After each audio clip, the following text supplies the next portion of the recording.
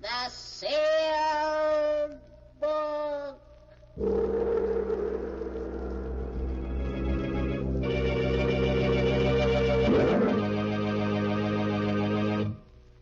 Once again, the keeper of the book is ready to unlock the ponderous volume in which is recorded all the secrets and mysteries of mankind through the ages, all the lore and learning of the ancients, all the strange and mystifying stories of the past, the present, and the future.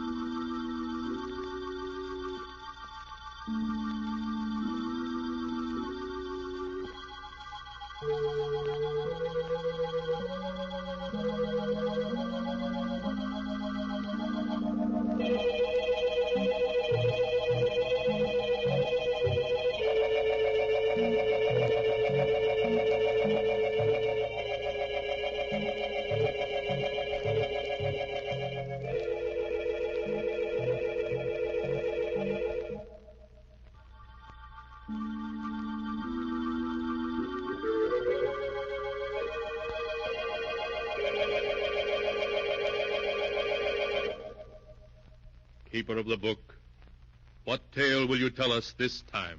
First, I must unlock the great padlock which keeps the sealed book safe from prying eyes.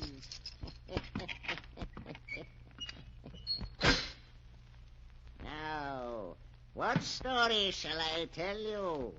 I have here tales of every kind. Tales of murder, of madness, of dark deeds, and of events strange beyond all belief. There. Now let me see. Here's a tale for you. A dark story of two brothers. One of them killed because he could not help himself. The other one was interested in murder, too, but in a very different way. The title of the tale is The Hands of Death. Here is the tale as it is written in the sealed book. It began in San Francisco on a night of thick, suffocating fog. A young man hurrying homeward turns a corner and bumps abruptly into a huge figure striding toward him. Oh, excuse me. Fog is so thick I didn't see you. It's all right. Tell me, do you live here? Here in San Francisco? Why, yes, I do. Do you know where Edward Morlock lives now? Why, no, I never heard of him.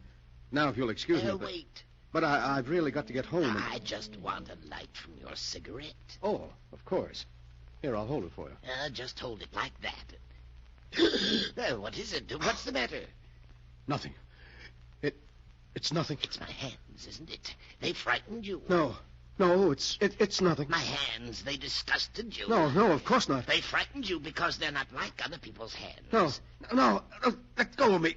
Are you sure that... You thought I was a freak? Let go of me. You're crazy. I'm not crazy, do you hear? I'll show you. No. I'll show you.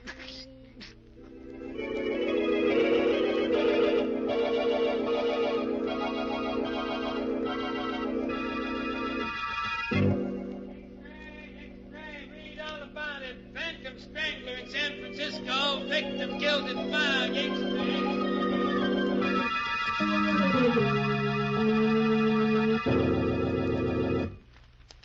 So, the Phantom Strangler is at work in San Francisco. Jennings will be interested in that. I beg your pardon, Mr. Morlock. Huh? Oh, yes, Jennings? The postman just brought this package, sir. Oh, package, eh? Give it to me. Yes, sir. Now wheel me over to the window. Of course, sir.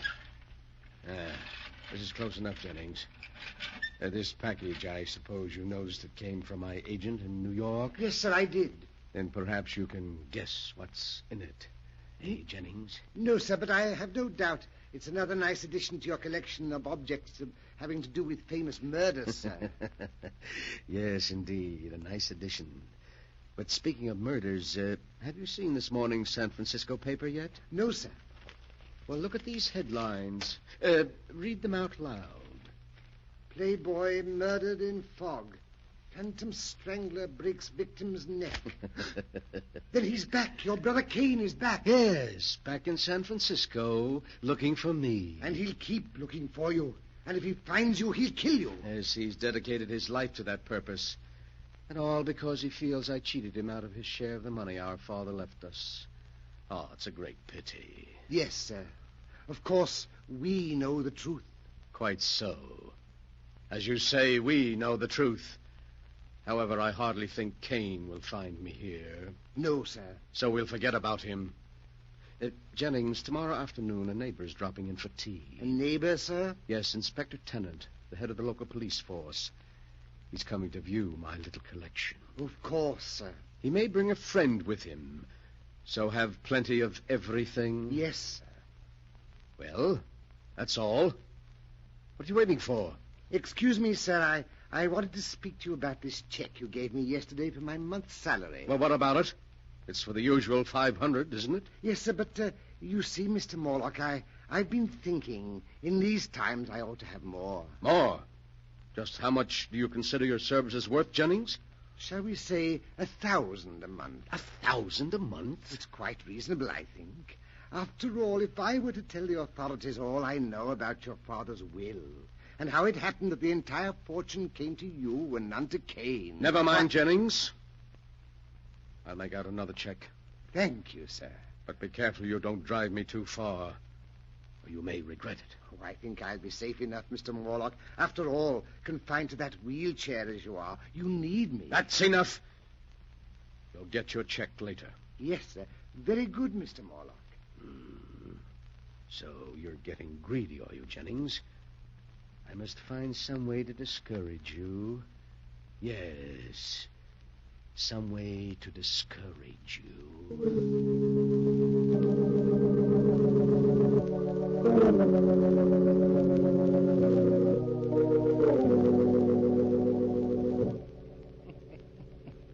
The next afternoon, Edward Morlock, the strange crippled collector of murder relics, enjoyed himself thoroughly playing host to Police Inspector Tennant and Mr. Norman Smith, a criminologist friend of his. He began by showing them his latest acquisition, the one that had come by mail just the day before. And now, gentlemen, look. A cashmere shawl. Yes, but no ordinary cashmere shawl. Until last month, it was owned by two very old sisters who lived in a dingy house in Baltimore. In Baltimore? Yes. You mean that's the shawl? Exactly, gentlemen. That's the shawl with which the two old ladies were strangled by a sneak thief. Well, I'll be darned. It's a prize worthy even of my collection, which is, I flatter myself, the most complete of its kind ever assembled. Funny hobby, I'd call it. Every man to his taste, Inspector. Murder is your business, but it's my hobby. Now, if you'll just pull back those curtains there, the rest of my collection is on the shelves behind them. These curtains? That's right. Well, I'll be jiggered. This is most interesting, Mr. Morlock. Yes, I knew you'd think so. Look there on the wall. An authentic headsman's axe. It was used in the brutal murder of the Baron de Morlaix, an ancestor of mine in the 15th century. And right there below it is the blood-stained dress worn by one of the victims of Jack the Ripper. And on the next shelf, you see...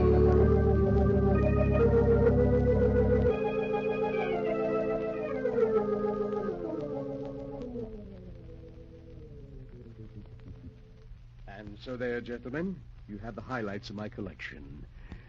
How do you like them? Well, if that's the sort of thing you're interested in, I'll say your collection does seem complete. Thank Yes, you. indeed. In fact, there's really nothing missing except perhaps a murderer and a victim. What did you say?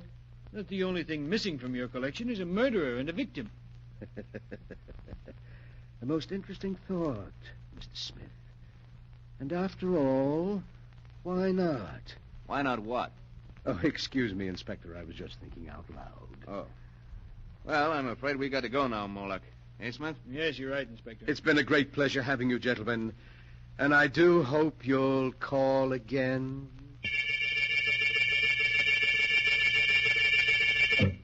Yes, Mr. Morlock, you rang. Yes, Jennings. Before you help me to bed, I want you to mail these letters. Yes, sir. They're to major newspapers in San Francisco and contain a message to be inserted in their personal columns. A message? Yes, to my brother Kane. We used to communicate this way in the past. But, what? Here is a copy of the message. You may read it. If the gentleman with the unusual hand will visit his brother in Santa Villa, he will learn something to his advantage. You're inviting him here? Exactly. You've decided to play safe, to trap him, and turn him over to the police? Oh, that's clever of you, Jennings. Yes, very clever. But you've already proved you're clever, haven't you? Now just take these letters out and mail them, and soon, quite soon, I think, we shall be seeing my dear brother Kane again.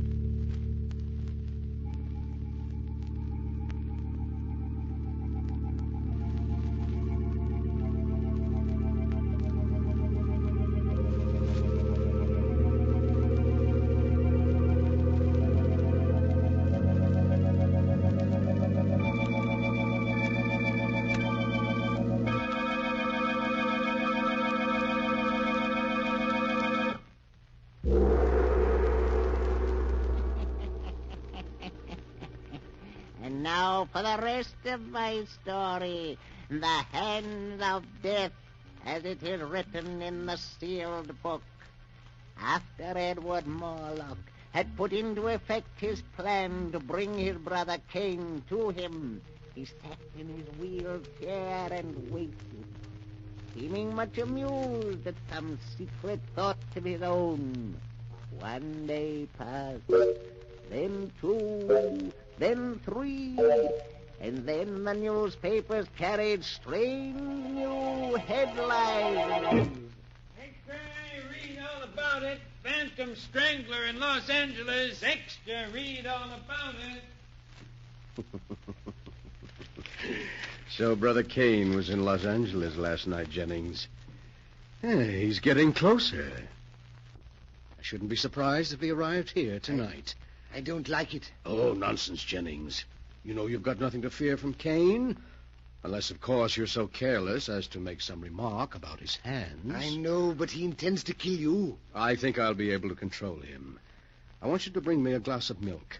Kane is very fond of milk. Glass of milk? With a triple dose of sleeping powder in it. But I don't understand. Never mind. Just do as I say.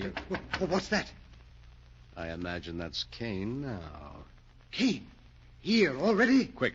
I'll let him in. You get that glass of milk ready. And bring it in when I ring. Yes, sir. When you ring, sir. Oh, come in, Kane.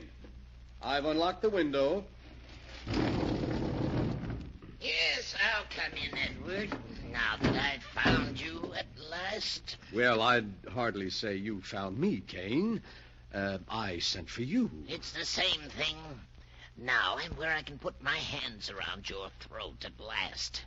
I'm going to kill you. Do you hear? Kill you. Kane, sit down. What? Sit down. I want to talk to you. All right, I'll sit down, but you can't change my mind. Tell me, Kane, how many people have you killed since you got out of the penitentiary? 7. 7 murders? They looked at my hands. They were disgusted. I didn't kill them. My hands did. You hear? I didn't want to kill them, but my hands killed them anyway. Why, of course, I understand. Your hands. Your great-grandfather had hands like yours, you know, Kane. Don't talk about it anymore. Of course not, Kane. But you must be hungry. I'll ring for Jennings. He'll fix something for you. Yes, I am hungry. But please, Kane, don't startle the poor fellow. You know, he's very much afraid of you. Why? Why is he afraid of me? It's your hands. He says they give him nightmares. My hands give him nightmares? Oh, you mustn't blame him, Kane. He can't help it. My hands give him nightmares. Yes, sir. I've brought you a glass of milk, Mr. Morlock. My hands frighten me. Oh, thank you, Jennings. Just put it down here. Yes, sir. Why are you looking at me like that, Jennings? I'm not looking at you, Mr. Kane. You're looking at my hands. They upset you. They give you nightmares. No, Mr. Kane, that's not true. I'll show you. I'll give you a reason to be afraid of my hands. Mr. Morlock, help me. I'll show you. I'll show Let go, you're you. kidding. Help. There. That'll teach you to be afraid of my hands. You can let him go now, Kane. He's dead. My hands, they've killed again. Yes, he's dead.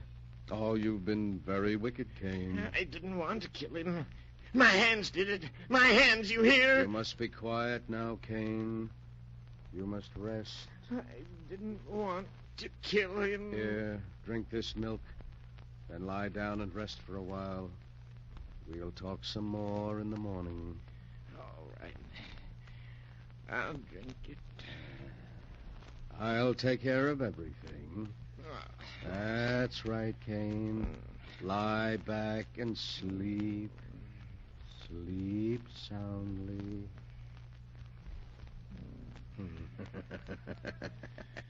So you would blackmail me, would you, Jennings? And you would kill me, would you, Kane? But I've been too clever for both of you.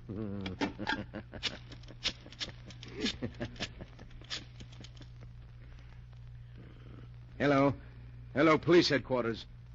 Connect me with Inspector Tennant, please. I want to report a murder.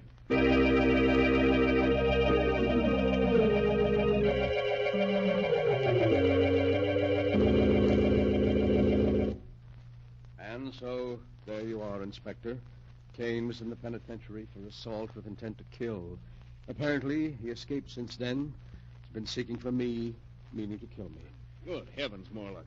Then he's the strangler who's been doing all these killing. Yes, I'm afraid so. Oh, and I never guessed until he showed up tonight to kill me, because he thought, you see, quite wrongly, that I had cheated him of his inheritance. Jennings bravely came to my rescue, and Kane throttled him. Then I tricked Kane into drinking some drugged milk, and Well, there you are. But why, man? Why? Why did he kill all these people? Because of his hands. His hands? Well, you saw his hands. Tremendously strong. Not hands at all, really, but more like demon's claws. Cain is morbidly sensitive about his deformity. When he feels someone is frightened by his hands, he kills them. Just like that. It's a good thing we got him at last. You can take him along now quite safely. But be sure to keep him well locked up, Inspector. And don't let anyone get within reach of his hands.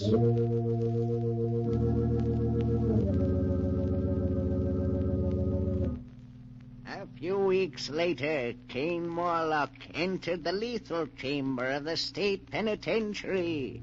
Edward Morlock, the condemned man's invalid brother, was one of the few spectators.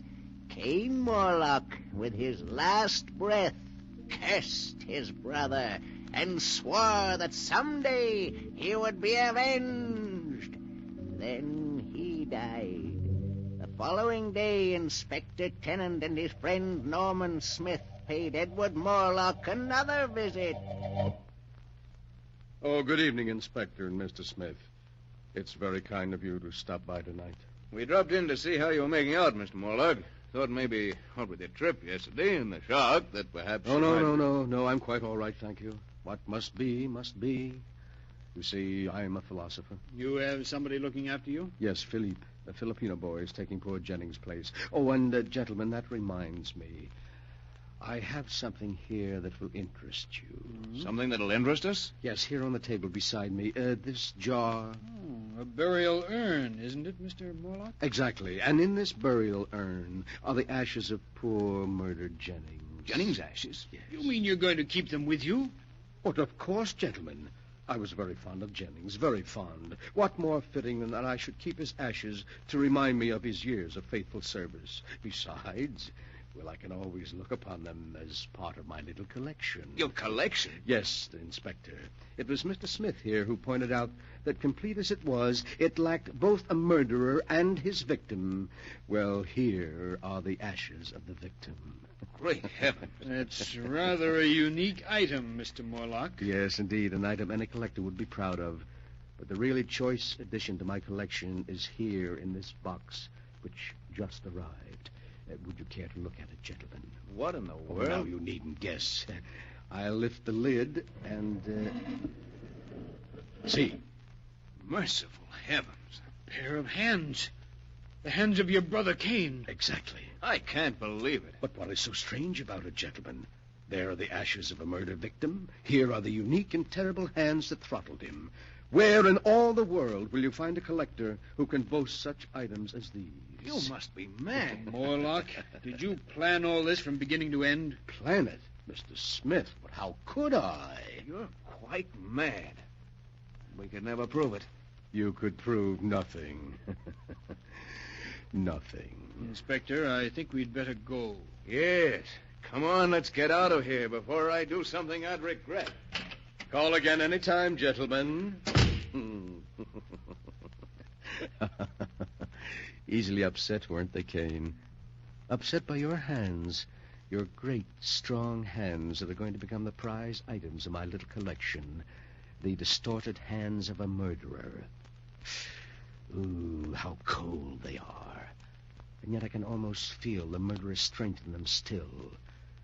You wanted so bad that you'd close your hands about my throat, didn't you, Cain? But it's too late now. You're dead. And your hands are dead, too. Lifeless. Would you like to see how your hands look at my throat here? I'll place them there for you. See how nicely they fit around my neck. Just as if they... No! No! No! Let go of me!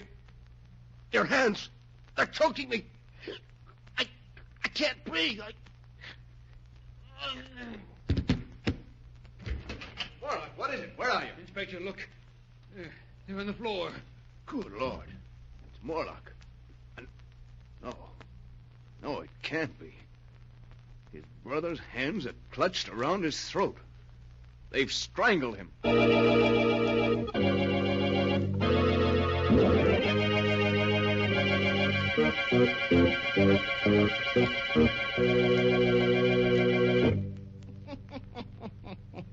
And that is the story of the Hands of Death, as it is written in the sealed book. Edward Morlock was quite dead when they found him, with his brother's severed hands about his throat. But they called his death heart failure. For who would believe that two dead hands by themselves could wreak the vengeance that Cain Morlock swore to have before he died? And perhaps it was heart failure. Perhaps Edward Morlock, thinking he felt the hands move, died of sheer terror. You'll have to decide for yourself which is true. The answer is not written here.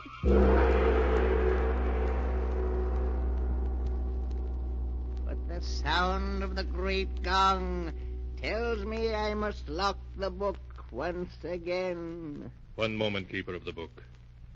What story from the sealed book will you tell us next time? Next time? Are you sure you want to know? Perhaps my next story will be about you. For I have here all the stories that ever happened, and many that have not yet come to pass.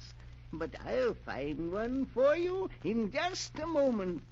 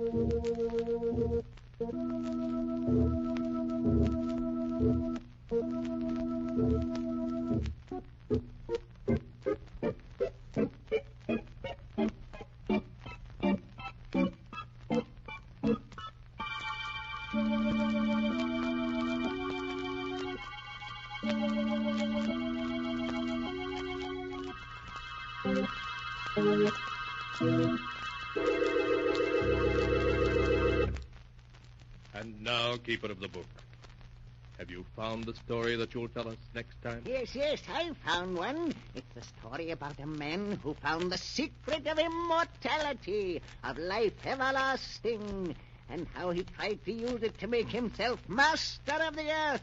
The title of the tale is The King of the World. Be sure to be with us again next time, when the great gong heralds another strange and exciting story from The Sealed Book. The Sealed Book, written by Bob Arthur and David Cogan, is produced and directed by Jock McGregor.